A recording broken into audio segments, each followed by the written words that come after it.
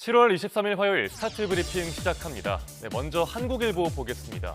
수학원대를 받고 사교육업체에 문제를 판 현직 교사들이 붙잡혔다는 소식이 충격을 줬죠. 대형 입시학원들은 이 문제들을 사들여서 수십만 원짜리 족집게 교재를 만듭니다. 그런데 이게 전부가 아닙니다. 수험생들이 불법 교재 공유방으로 몰리고 있습니다. 한 텔레그램 채널에는 각종 입시학원의 자료들이 공유됩니다. 별도의 가입 절차나 비용이 필요가 없습니다. 그래서 비싼 교재를 살 여유가 없는 학생들이 여기에 의존하게 되는 거죠. 이 채널의 이용자는 벌써 17만 명을 넘었습니다. 대학가에서 주로 이루어지던 교재 불법 복제가 이젠 고등학생 사이에서도 성행하는 겁니다. 당연히 저작권법 위반입니다. 그런데 담임 선생님이 텔레그램 접속 방법을 직접 가르쳐주는 일도 있었다고 합니다. 이렇게 학생들을 불법의 장으로 내몬 건 어른들이죠. 현직 교사와 사교육업체 유착 관행은 이미 그 뿌리가 깊습니다. 신문은 이를 사실상 방치한 교육당국의 책임도 크다고 짚습니다. 또 사교육의 근본 원인인 입시제도 개혁이 필요하다는 전문가 의견도 함께 전하고 있습니다. 다음은 조선일보입니다. 전 세계인의 축제 올림픽 개막이 이제 사흘 앞으로 다가왔습니다. 자유의 나라 프랑스, 낭만의 도시 파리에서 열리죠. 그런데 파리의 자유와 낭만이 사라져 버렸습니다. 올림픽 축제에 어떤 그늘이 드리워져 있는 걸까요? 네, 파리의 에펠탑 근처로 먼저 가보겠습니다. 철제 바리케이드 뒤로 행인들의 통행을 제한하는 경찰들이 보입니다.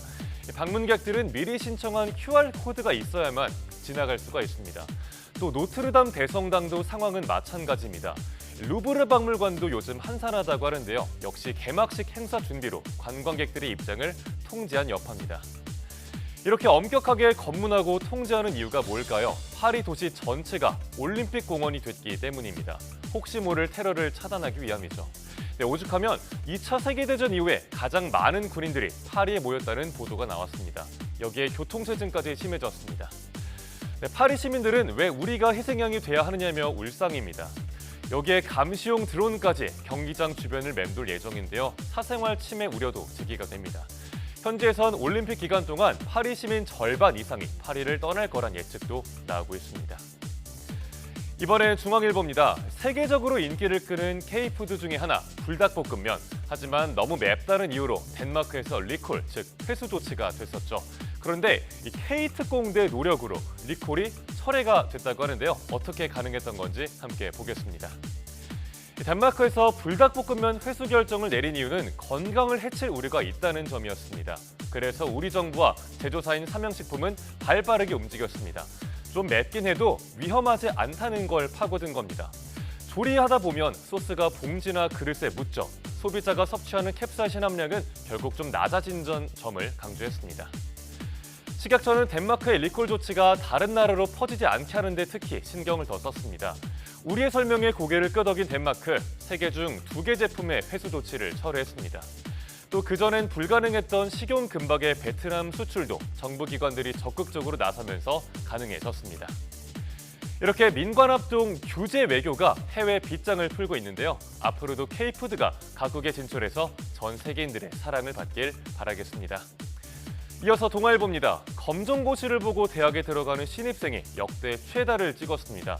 이들이 대학에서 적응하는 데 어려움을 겪기도 한다는데 그 배경이 뭔지 짚어보는 기사입니다. 네, 이른바 코로나 세대라고 하죠. 팬데믹 기간에 비대면 수업에 익숙했던지라 대면 의사소통을 다소 어려워하는 세대입니다. 굳이 학교를 다녀야 하나 이렇게 생각한 학생이 적지 않죠. 자퇴 등으로 고등학교를 떠난 학생이 전체 재학생의 2%에 달했다고 합니다. 이 코로나 세대가 하나둘 대학생이 되고 있습니다. 검정고시를 보고 대학에 들어간다고 해서 입시에 불리하게 작용하진 않았습니다. 그렇다고 학업에서 크게 어려움을 겪는 것도 아니었는데요. 다만 대면 커뮤니케이션에 익숙지 않은 게 문제입니다. 심리적으로 불안정해서 대학 수업을 따라가지 못할 정도인 학생도 드물지 않았습니다. 그래서 대학들은 심리상담 프로그램 등을 강화하고 있습니다. 검정고시 출신들은 또 고교 내신 성적이 없죠. 이 때문에 등급을 환산할 때 어려움이 있습니다. 신문은 이로 인해 불거지는 입시 형평성 논란도 함께 짚고 있습니다. 마지막으로 국민일보입니다. 킥보드 셔틀부터 딥페이크까지 학교 폭력과 청소년 범죄 수법이 혀를 내두를 정도로 진화하고 있다는 내용입니다. 네, 킥보드 셔틀은 전동 킥보드 앱을 통해서 사용료를 떠안게 하는 건데요. 새롭게 나타난 학교폭력 유형입니다. 이렇게 점점 다양해지고 교묘해지는 학교폭력. 올 상반기에 검거한 건수만 1,344건입니다. 작년보다 30%가 늘어났습니다.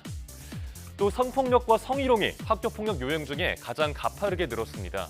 지난해보다 무려 162%가 증가했는데요. 딥페이크 기술을 악용한 청소년 성범죄도 확산하고 있습니다. 또 도박과 마약 범죄도 함께 늘었습니다. 연령별로 따져보면 초중고 순으로 신고 건수가 많게 나타났다고 합니다. 서울경찰청은 여름방학을 맞아서 범죄 알림 시스템인 스쿨벨을 발령하기로 했습니다. 피해자의 삶을 송두리째 망쳐놓는 학교폭력 절대 있어서는 또 안 되고요. 근절되길 바랍니다. 7월 23일 아침 신문 살펴봤습니다. 지금까지 스타트 브리핑이었습니다.